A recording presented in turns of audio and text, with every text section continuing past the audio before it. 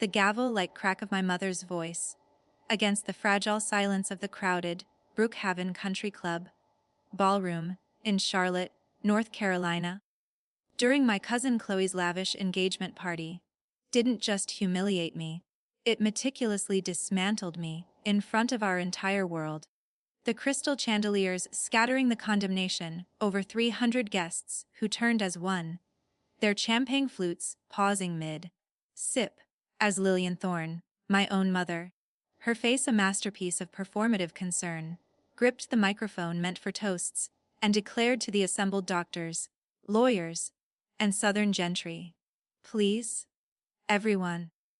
A moment of understanding for my daughter, Amelia. She's struggling again."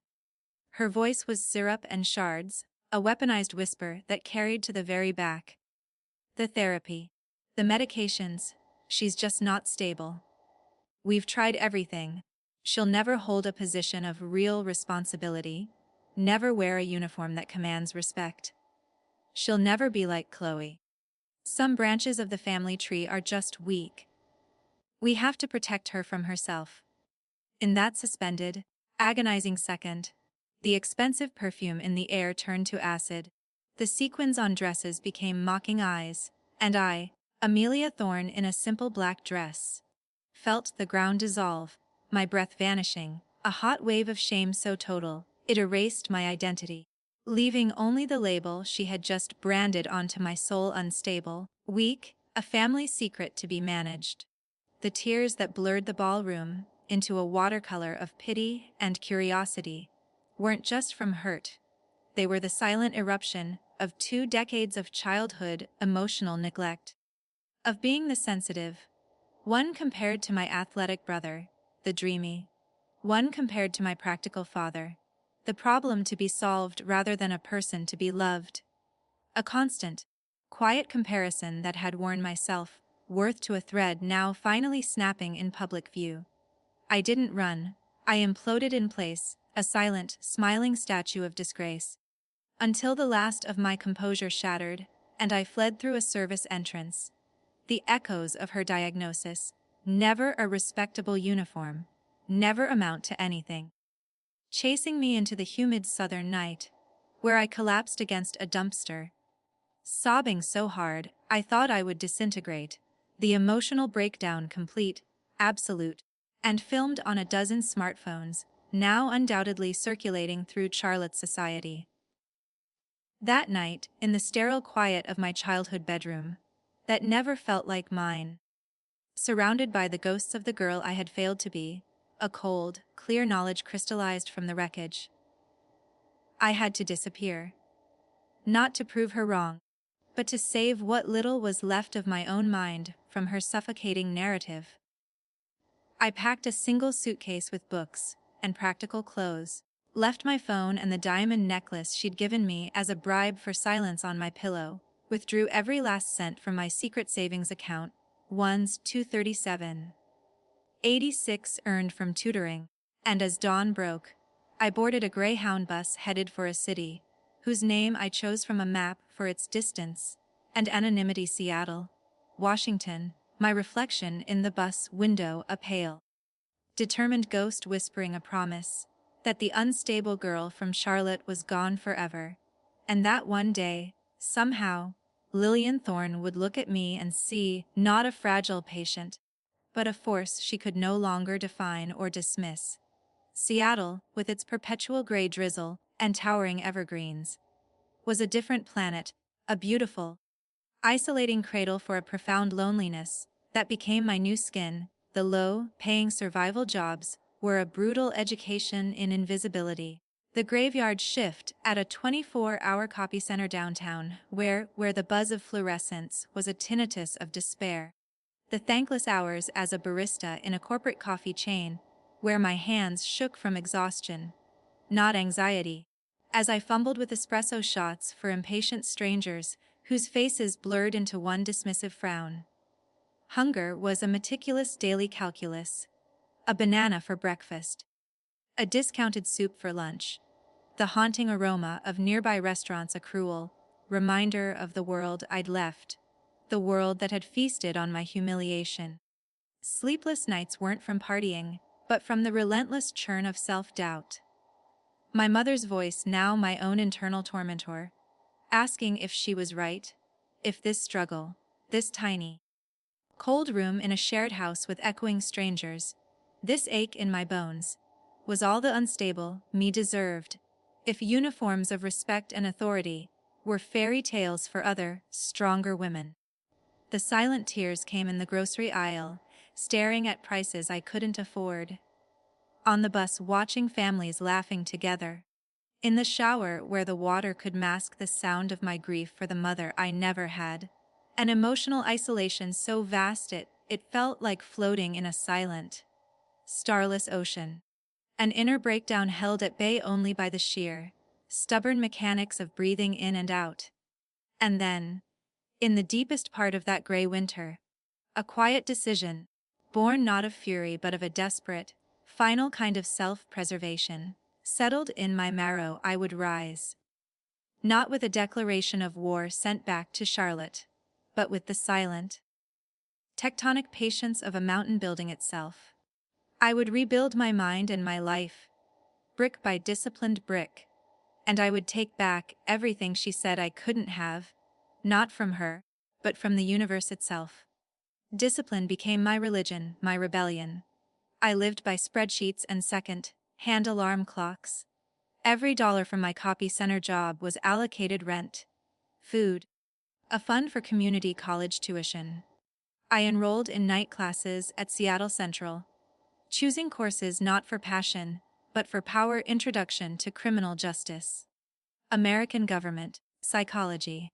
Resilience was the 4 a.m. bus ride to campus, after a full shift, my eyes burning over textbooks in the library's blue glow, my hand steadying itself through the exhaustion. Patience was the slow, agonizing accumulation of the respectful conversations with professors who began to see a fierce, quiet intellect behind my tired eyes, the gradual shift from barista to library assistant to a part-time clerical position at a non-profit legal aid office.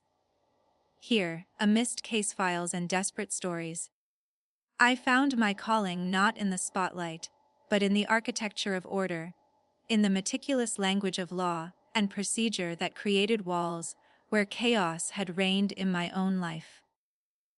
I volunteered for extra data entry, learned the intricacies of federal filing systems, and impressed a visiting attorney who worked with the Washington State Attorney General's office. He saw not instability, but an unparalleled focus, a mind that could track details like a bloodhound.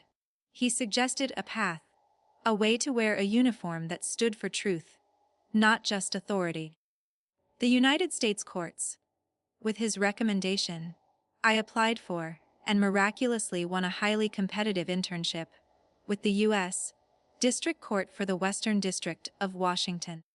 It was there, walking the solemn, marble halls, seeing the marshals with their polished badges and unwavering demeanors, that my goals solidified. I would become a United States court reporter. It was a uniform of the mind and spirit, one of absolute accuracy, impartiality, and quiet, essential power. The training was a silent siege against my past. I mastered stenography, the machine becoming an extension of my will, my fingers flying to capture every word with preternatural speed. I devoured legal terminology, studied judicial procedure, and passed the certification exams on my first attempts, my mother's voice of doubt drowned out by the rhythmic clatter of my own progress. The day I was sworn in as an official court reporter for the federal judiciary, standing before a judge in a simple, elegant black robe that was my uniform, taking an oath to serve the Constitution, I felt a seismic shift. The revenge was not in the moment, but in the transformation. It was in the respect my title commanded in the courtroom, the way judges relied on my transcript as the immutable record, the quiet authority I held as the keeper of the spoken word. I built a reputation for flawless, unshakable work. I was assigned to high-profile cases, my transcript becoming the historical record. With stability came financial security, my own apartment with a view of Puget Sound, a reliable car, investments not for luxury, but for the unassailable independence that was my ultimate trophy. The revenge was calm, legal, and dignified. It was the life I built, a life of profound integrity and purpose, a life that categorically disproved her every cruel prediction.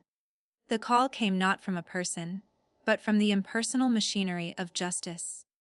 A complex, multi-district civil litigation case, Thorne Industries et al. v.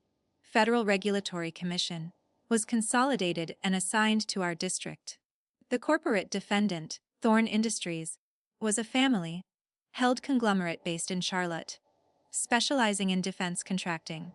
The plaintiff alleged systemic fraud, falsified safety reports, and insider self-dealing that jeopardized national security contracts. As the senior court reporter with expertise in complex financial testimony, I was assigned to the case. There was no conflict noted. My legal name, Amelia Thorne, was common, and my professional identity was utterly separate from the Southern socialite daughter I had been. The first day of the pre-trial hearings, I took my place at the front of the majestic, wood-paneled courtroom, my stenography machine ready, my demeanor one of detached professionalism. The defense table was a wall of expensive suits. And there, at the center, next to the lead counsel, sat Lillian Thorne, now chairman of the board following my father's passing, her expression one of haughty, imperious confidence, a queen prepared to defend her kingdom. Our eyes met as I was sworn in. A flicker of confusion passed over her face, a wrinkle in her perfect mask, quickly smoothed over by disbelief. This efficient, anonymous woman in the official black robe couldn't be her unstable daughter. The hearing began. For days, I recorded it all, the arrogant, meandering testimony of their experts, the evasive answers of their executives. I was a ghost in the room, a piece of the furniture, until the pivotal moment. The plaintiff's counsel introduced a damning internal email chain. The lead defense attorney, flustered, objected, claiming the records were inadmissible, that the metadata was unreliable. The judge turned to me. Court reporter Thorne.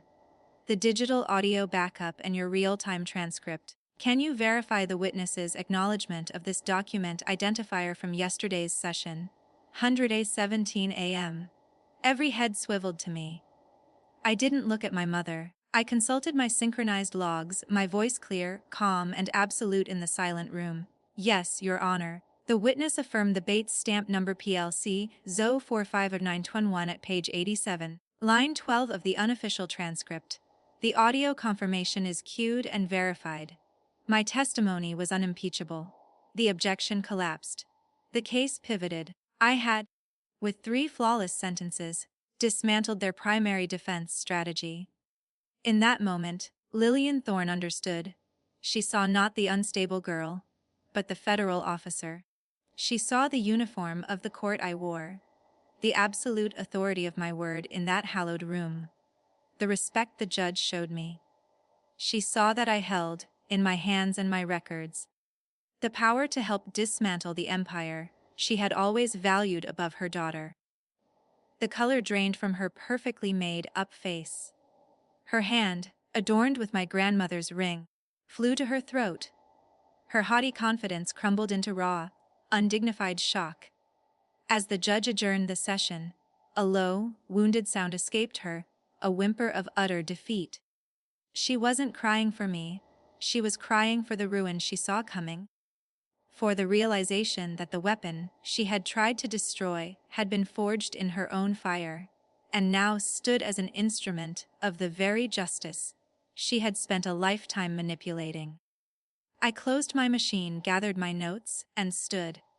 I gave a slight, professional nod to the judge, and walked out of the courtroom, my back straight, my step even. I did not look at her again. I had taken everything back: my mind, my name, my authority, my narrative. The exposure was complete, and it required no shout, only the silent, devastating power of truth and the unassailable life I had built. The emotional closure was the deep, resonating peace in my own heart as I walked back to my office. The message clear: self-respect is the fortress you build after your walls have been torn down. Patience is the quiet architect of every impossible dream. Resilience is the choice to bend into a new shape rather than break. And the strongest power in the world is a silent strength. A life lived so well, and so truly that it becomes the final, unanswerable argument against every lie ever told about you.